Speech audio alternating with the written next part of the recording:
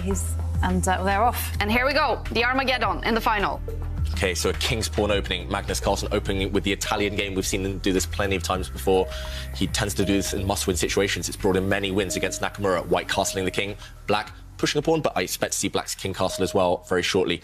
Magnus's strategy is to keep the pieces on the board. That's clear from this opening. He would have gone for something else, a different opening, if that wasn't his plan. So now black has castled. Magnus just planning maybe a way to maintain maximum tension. And Wesley playing quickly up to this point, only spent 9 seconds. Magnus a bit more, pushing now pawns on that left flank. He has to make Wesley, he has to give him decisions. That's the key thing. He's pushing pawns, trying to trap black's bishop. Yeah, and Wesley just pushes pawn 1 square forward.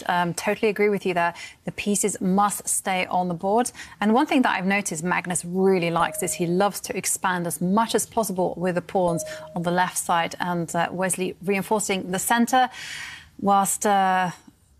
yeah, well, what is white going to do? Just push 1 pawn forward or start the big re-manoeuvre of the pieces?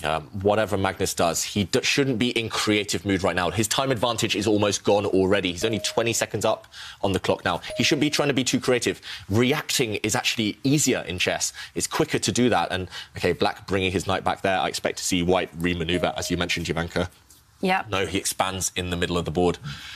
This position, I'm pretty sure I've seen this or something very similar, at least, before in the past. Magnus creating maximum tension in the middle and Wesley trading a set of pawns.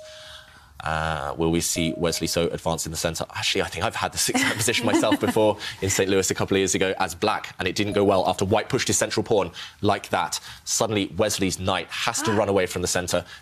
You can take white's bishop on the left side, but white's pawn would take the black knight and actually explode open black's king position.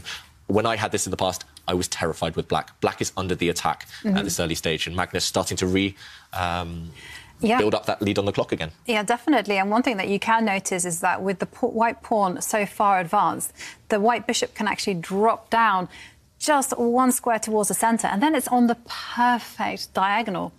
Wesley has frozen. There's no time in Armageddon chess for a think of over 30 seconds. Suddenly, he's been caught out in this opening. Magnus has tricked him, and suddenly black needs to move that knight. Just move it. You need to find a safe square, any square at this point, but more than 1 minute down on the clock, Wesley. To the edge of the board.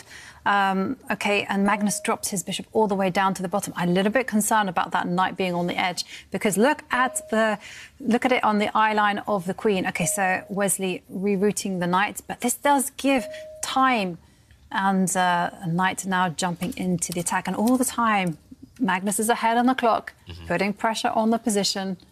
Black's knights, they have jumped around, they are defending each other, but they will get kicked back sooner or later. So Magnus just gaining space first, gaining some time by pushing the black pieces backwards. I expect to see Magnus at some point. Not yet, but he will lift up his rook in the corner. He loves to do this, Magnus Carlsen. He'll move up his rook in the corner 3 squares, and he'll try and bring it across to the right side of the board. Long term, he's going to go for the attack. But OK, he needs to continue playing quickly. Magnus now having a bit of a think. Yeah, and Wesley there talking to himself, just kind of like, come on, what am I doing? Let me refocus and readjust to the situation. And, yeah, we see a trade, and now I'm dying to know whether this rook will lift itself up. Magnus attacking the knight, so we expect the knight to, well, move behind. OK, he moves back to where it came from. I wasn't expecting that choice. Yeah, the knight maybe had a better square in the centre. Now Magnus stepping forward with his knight. So white has given up his dark square, bishop traded it off, but now white has complete domination on those dark squares with his pawns. Wesley challenging the centre. He's just trying to pose problems for Magnus, but that knight getting kicked around again. Yeah. Magnus threatening the black knight now. Yeah, I know. I mean, just look at that bishop. It is a monster. I mean, this is just instructive. Look at that pawn, that central pawn on e5 and that bishop. Those are a perfect attacking duo. And that is why Wesley desperately tries to close up the position. And now the onus is on Magnus. The time advantage isn't that great, though. Yeah, Magnus, he's got a fantastic position on the board. I would say, actually, strategically, white is just winning. This is complete dominance right now, but the clock situation, that could come back to save Wesley if he's able to continue playing quickly and eat away at Magnus's time advantage. OK, Magnus just stepping forward. All the white pawns now on dark squares. Great setup now for white. Black can barely move, actually. Black needs to maybe bring the black knight back away to a safer square, retreat that. Magnus, I was going to suggest just take that knight off the board. And he does, but it cost him time. Just under 2.5 minutes against under 2 minutes. Look at how bad Black's bishop is. It's just doing the job of a big pawn. It's just protecting things. It's never going to be on a great diagonal. Black's knight as well, misplaced. Magnus needs to start attacking with his rook. There we go, on an open line, attacking some of Black's weak pawns. Still fantastic position for Magnus. I feel like the clock's going to decide this one, though. It's going to come down to a mad scramble at the end. There's still so many pieces, so much tension on the board. And there's your rook lift, David. The rook moving 3 squares just so that it can double along and attack the pawn. And Magnus quickly applying the pressure. And now it is that pawn, the pawn on f5, that is within its sights. Yeah, White's knight eyeing up targets. Maybe it will even drop back and reroute itself. There we go. The White knight dropping back. It's aiming towards better squares. It's going to try and jump forward again and then attack Black's bishop. Wesley shaking his head. He's slowed down the pace. He's still 40 seconds down on the clock. And he retreats his bishop. I mean, that does feel like a concession. And, well, Magnus pushing his pawn there.